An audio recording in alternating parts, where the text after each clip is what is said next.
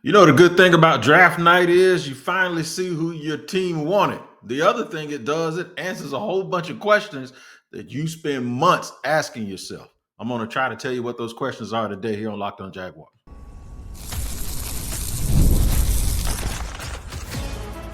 You are Locked On Jaguars, your daily Jacksonville Jaguars podcast. Part of the Locked On Podcast Network, your team every day. Oh, yeah, you can bank on that. It is your team every day here on Locked On Jaguars. We thank you for making us your first listen. I'm Tony Wiggins, the host of the Locked On Jaguars podcast that you can find wherever you get your podcast, whether you watch or listen. Make sure you tap into that location each and every day so you do not miss an episode like the episode today that is brought to you by Nissan, the all-new Nissan 2025 Armada. That's right, Nissan Armada. Stay tuned for the Armada Player of the Week later in the show. Shout out to the everydayers for joining us. And if it's your first time, glad to have you here. Here's what you're going to get. At the end of the show, we'll talk about now and later approach, how it's not abnormal to want somebody to play for you now, but you also hope that that person is a good player long term. We'll discuss the differences or the similarities in both approaches, positions that might surprise. Where could a player end up, a player on day one or day two, if they come in here, they surprise us, especially early day two. I'll talk about those positions because we'll tie that into what we're going to start out talking about, and that is answering questions on draft night. You're dying to know what they're doing, right? You're sitting there. I know you're sitting there on the edge of your seat every single day. If you're one of these mockers or somebody that does this for a living, content creation, or even just fans in the barbershop or wherever you sitting. I know they do it online on X. They do it on there all day, but I know y'all just dying to know how they feel about certain people. I know it's killing you, man, because it's killing me, because that usually determines what they're going to do and how far does the draft the best player thing work. So let me break that down real quick. If it's best player available, and if it's a team that hasn't won a whole bunch in 30 years, not to mention the last 10, really the last 4 or 5 that give you the thing that gives you the most trepidation and the thing that gives you the most pause about all of this stuff is what you remember from recent memory with the Jaguars. And then you add that to, not so recent memory, and it's just like, man, this thing is never going to get fixed. So that's what causes people to go, well, I'll just wait and I'll just have to see.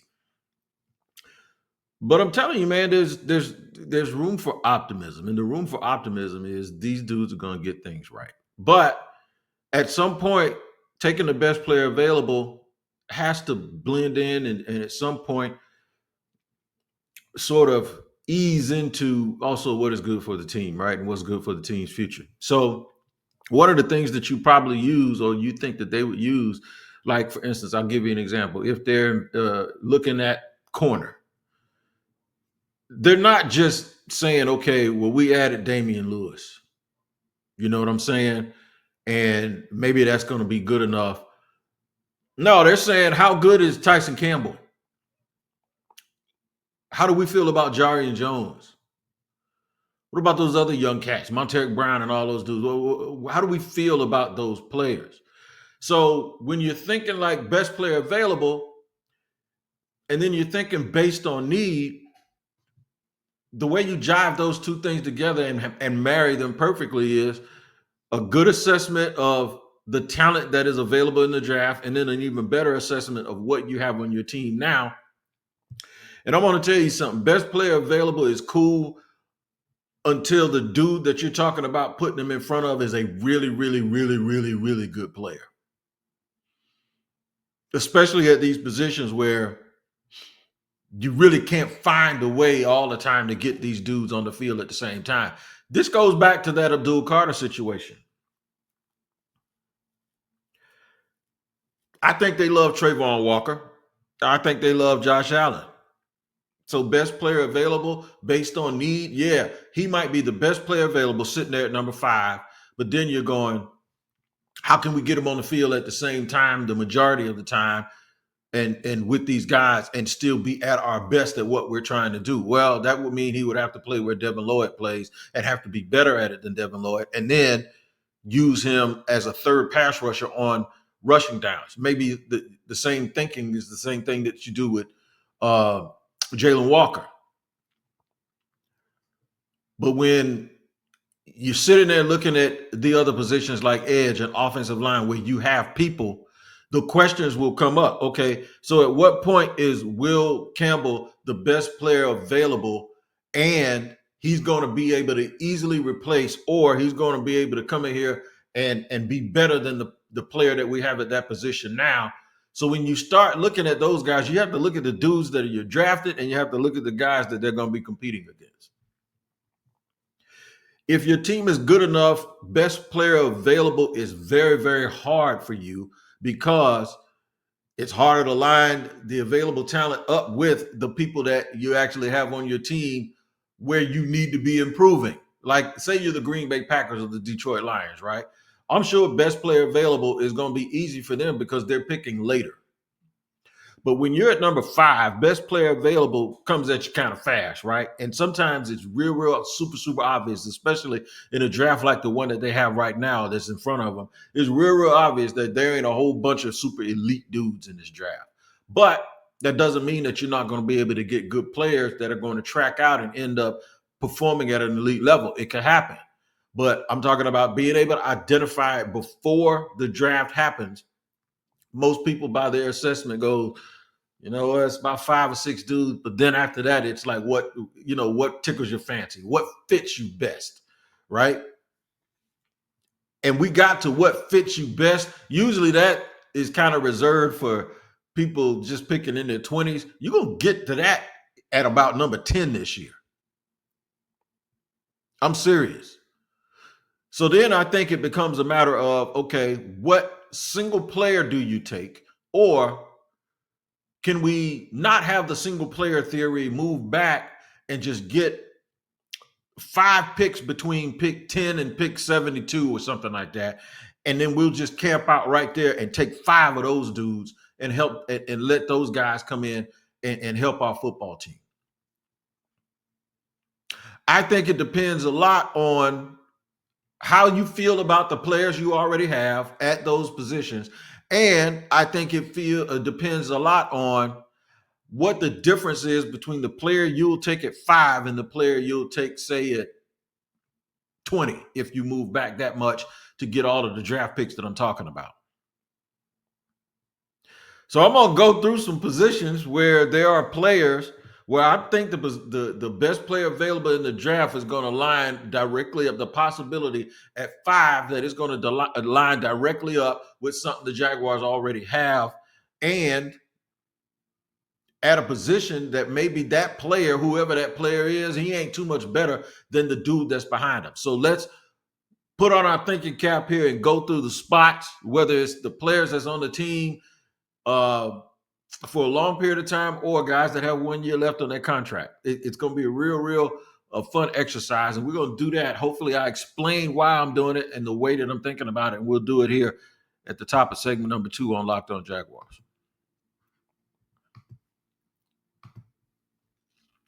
Today's show is brought to you and sponsored by Nissan Armada. The Armada Player of the Week is brought to you by our friends at Nissan and the all-new 2025 Nissan Armada. Each week, we're taking a look at our draft prospects to pick one guy that stands apart, the guy we believe showcased the strength and power needed to push his team forward, the Jaguars in particular, as we look ahead to next season. This week's Armada clear-cut player of the week is Armand Mimbo.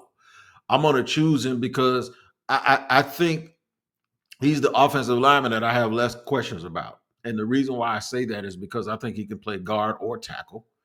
I think he's going to compete at a high level. You're not going to question his arm length. You're not going to draft him to be one thing and he turns out to be better at being something else, because he's probably equally good at being both. When it comes to the Nissan Armada, they say go forth and conquer, and that's exactly what I think Armand Mimbo can do.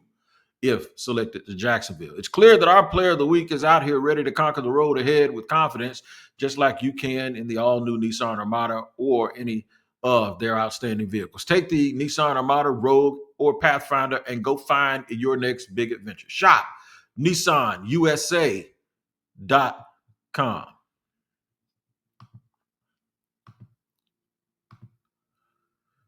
All right, moving along here. Segment 2 on Locked On Jaguars, where it's your team every day. Draft night, positions where guys are that might help make best player available at said position a little bit more difficult. Let's start at defensive tackle, since everybody and their brother obviously wants Mason Graham. It seems like coming to Jacksonville. Two things to look at. Does he start here day one? I think so. I think at this stage, Eric Armstead is such a professional and he's getting his money and he's going to play his snaps. I think at this stage, Mason Graham could be the starter in 3 technique for the Jacksonville Jaguars. And he'd be right next to Devon Hamilton. And he'd be ahead of Mason Smith. That would be my assessment and my guess. And the reason why is because I'm trying to figure out body types and I'm trying to figure out reasoning and why Mason Smith didn't play a whole bunch last year. And I'm wondering, I'm really wondering, and this is the hardest thing to try to do. I'm trying to pinpoint exactly what I think the defensive line coach and the defensive coordinator liked in their football players. And it's harder for me to marry Mason Smith up with what they're trying to do or what I think they're going to do. And that's not to say that he's not versatile. But, man, he just looks like a dude that needs to be in an odd front, not necessarily in a 4-3. I just think he looks like a big end type to me. And I don't know if that's what they're going to do here. But I'm going to say, yeah, it makes sense if what I believe is true, and that is while they might be leaving the door open for Mason Smith to impress them, I don't know if they like him that much. And it might not have anything to do with him. It just might have to do with fit. So for that, to say that, I don't think Mason Smith and Eric Armstead are enough with a new regime to keep them from taking Mason Graham. The question is for them, how much better is Mason Graham than the next best 3 technique? Does he really make you better than Harmon from Oregon State?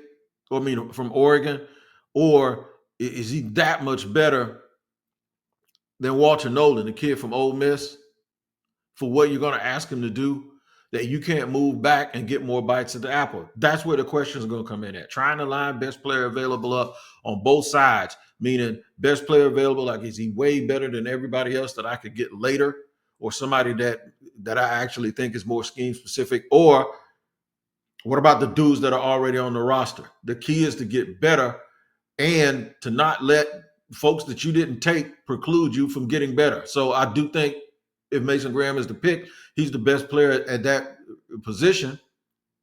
The question is it worth it with an older guy who will probably be here for another year at best, and then a younger guy who's just a year older than Mason competing with him at that same spot? I actually think Kenneth Grant is a better choice for this team, but not at that position. I think that's a game that you always have to play in the NFL draft. Let's go to running back. This is a funny one because if you see my thumbnail, I got a picture of Travis Etienne on it. And there are a couple of things at play here that you have to think. When we talk about positions, that this is one of them that might surprise a little bit. I don't think a running back is going to be the 5th pick. But since Ashton Jeanty is there, we'll talk about that spot. I think there's a lot to like about Tank Bigsby. There's a lot to like about Travis Etienne. The thing is, though, is Travis Etienne is going to be playing now on his 5th-year option. And I understand the Jaguars picking it up because when they did it, he had come off of 2 straight 1,000-yard seasons. And the other thing is he didn't get any use. They didn't get any usage out of Travis his rookie year. He got hurt the first preseason game, first quarter of the first preseason game. He missed his entire rookie season. So yeah, you use a first round draft pick on a guy. He's coming off of two straight 1,000-yard seasons at the time. Sure, I think it's time for us to go ahead and exercise that option. So they did it before the start of his fourth year. And his fourth year wasn't really that good. The team struggled, but he's under a fifth-year option. So this is the one where you go, okay, they got two starters, Wig. They got Keelan Robinson, who they really, really like. They like his speed. Okay, what's the deal? The deal is they run a lot of two tailback plays on offense. The deal is also that I mentioned that Travis is under that fifth-year option. That means you got to decide whether you're going to pay him. And you probably want to look-see first, and if you look and you see something too good, it's going to cost you more than you probably want to end up paying. And if you take a look and don't like it and want to move on, then you're going to still need to do it anyway. And running back is one of those things you can kind of wait till the last minute. You ain't got to rush it. But what if they like somebody on the board in round 3? Because they run a lot of two running backs, and Travis is up for a contract extension. Yeah, you can marry that together. You can marry that together, especially if they get extra picks by moving back early. You can marry the thought that it's good to get a running back now, and it's good to get a running back now for later. Let's go to offensive tackle real quick. If they're sitting there at 4 and our Nissan Armada Player of the Week, they're sitting there at 5 rather than Armand Membo or Will Campbell's there. They've added 4 bodies in the offseason to the offensive line. They would have to know that whoever they're picking is going to start. At least when I asked Liam the other day, yeah, they want to look forward to the future, but they want to do that by marrying that idea to whoever they play, whoever they pick is going to give them some instant production as well. And choosing to go to side with that instant production doesn't mean that player's upside stops. I think sometimes folks think it's either or, like, okay, if you take a guy's going to play early, he's going to play early, but he's only going to give you so much his whole career. That's not necessarily true. Even if you think a guy's physically kind of tapped out on what players get smarter. They collect data as they go through their careers. They learn how to, do different things with their body. They learn how to manipulate things mentally, especially wide receivers know how to sit down. And so sometimes I think when we think about guys that are going to contribute right away, we seem to think that just because they're going to be immediate contributors, that automatically means that they don't have any room to grow also. And that's sometimes is not necessarily true. So is there room to see if another tackle can come in here and beat out either Anton Harrison or Walker Little? You bet your bottom dollar there's room for it. Do you have to take that chance at the top of this draft if neither one of these dudes is Joe Alt? If Joe Alt was sitting there, I guarantee you the Jaguars would snatch him. I don't think either one of these dudes is Joe Alt. So I'm on pass on the first round with the hope that maybe at some point in day 2, a Charles Grant is hanging around, and they feel like that's somebody that they can grow with. A Gray Zabel, if he's hanging around, that's somebody that they can pick and grow with. So I'll leave those 2 positions alone. Let's hit edge real quick. This is a deep edge draft. On day 2, if they come up with a plan to draft a third edge, I ain't got a problem with it. If they use the top 5 pick overall to draft edge, I will hope that he can also do something else to get himself on the field on first down. I don't think this team is good enough to draft a dude at number 5, and he somehow is only an edge rusher that is going to come in on passing downs. Even if he plays 60% of the snaps, no, you pick a dude in the top 5. As soon as you kick the ball off and his side of the ball is supposed to be on the field, I want to see him out there. So that's why I've been harping on the fact, and I even shared something on social media that my man Baldinger did on NFL. Well, he works for NFL Network. He did it on his own, Brian Baldinger. Baldy did something on Abdul Carter where he showed him standing up as a spy.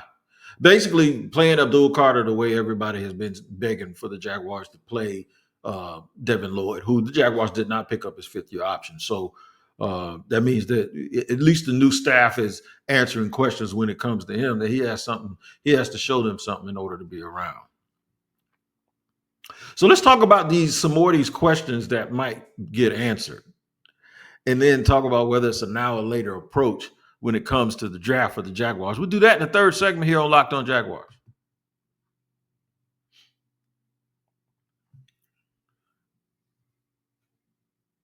So much about the NFL draft is trying to figure out what teams are going to do based on tendencies.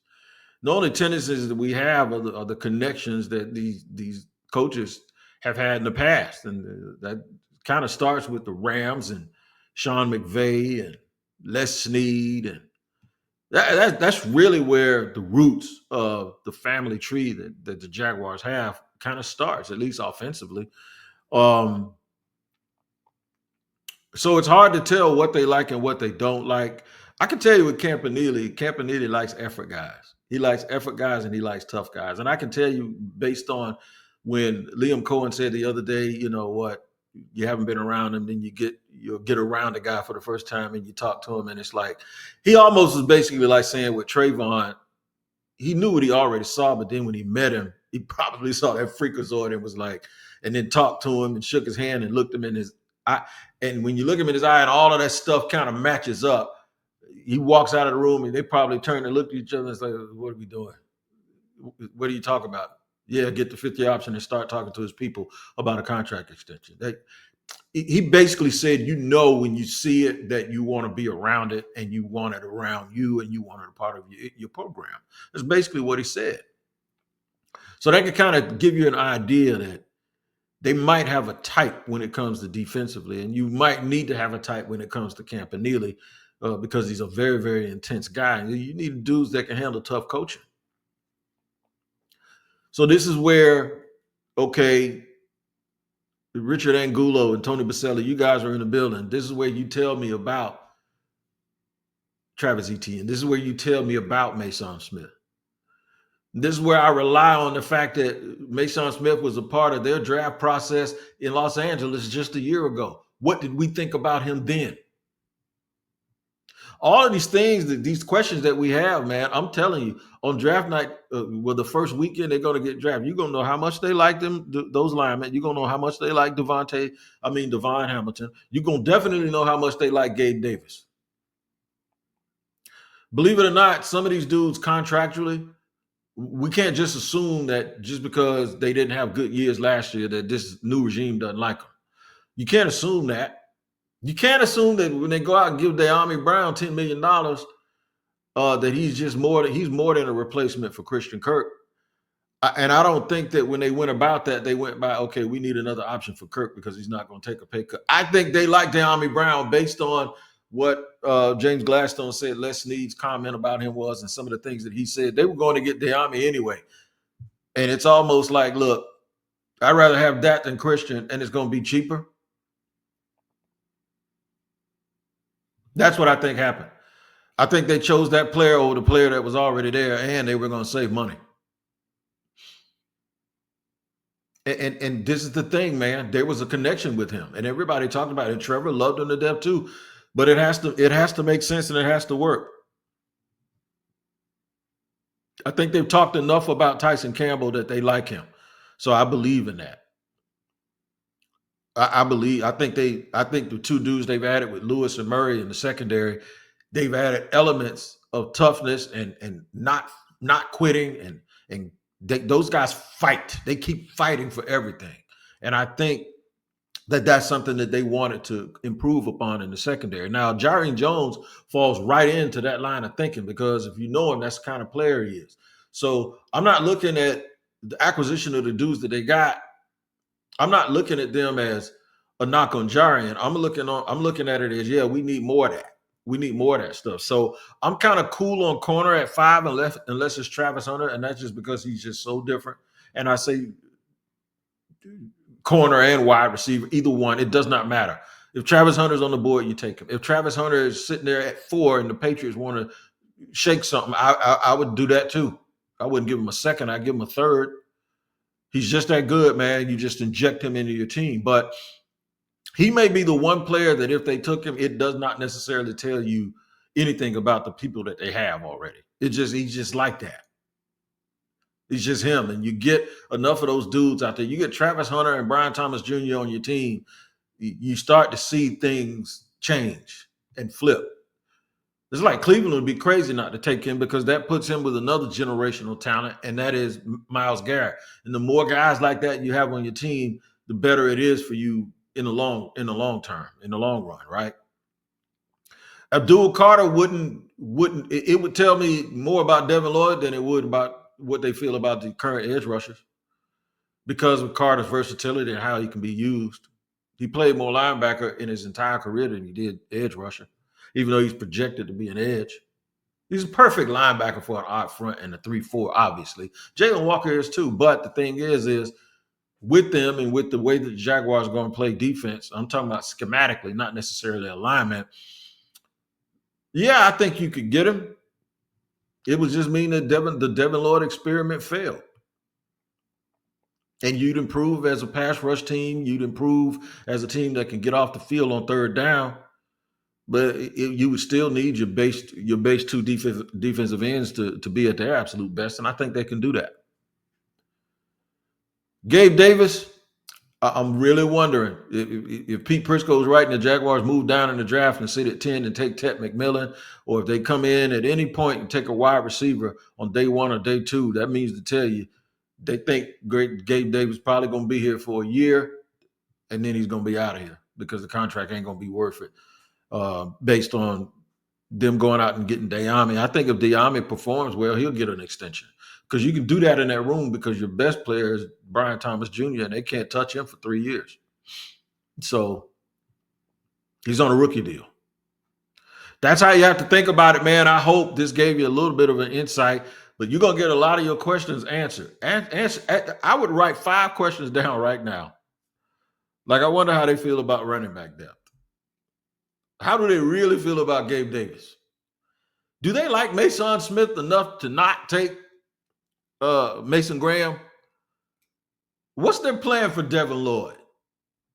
Do they like Jarian Jones enough to not draft yet another corner on day 1 or day 2? How do they really feel about Anton Harrison and Walker Little? Well, if they draft the tackle if they move back up into the first round and draft the tackle, you'll know it. Do they think James Hainsey is really the answer? If they draft Gray Zabel, you probably think that they won't think he's really the answer. Write those questions down. Give yourself about 6 of them, and then on the first 2 days of the draft, go back and get your answer. It's always fun to do that. It's also fun to go over to Locked On NFL Draft and check out my man Damian Parsons and Coach Keith Sanchez. They give it to you like you can't get anywhere else, man. Make sure you tap in to Locked On NFL Draft. We'll answer some of these questions about these prospects I'll keep talking about. Also, man, y'all make sure y'all tap in. Go on over to Locked On NFL too, twice a day, man. We give it to you twice a day, talking about all the subjects from around the National Football League. All right, man, until next time, this is Tony Wiggins. Y'all have a great weekend, closer and closer to the NFL draft. Let's keep the pressure on and keep it coming. Write those questions down and go back to them after day 2 of the draft and see if you got the answer you were looking for.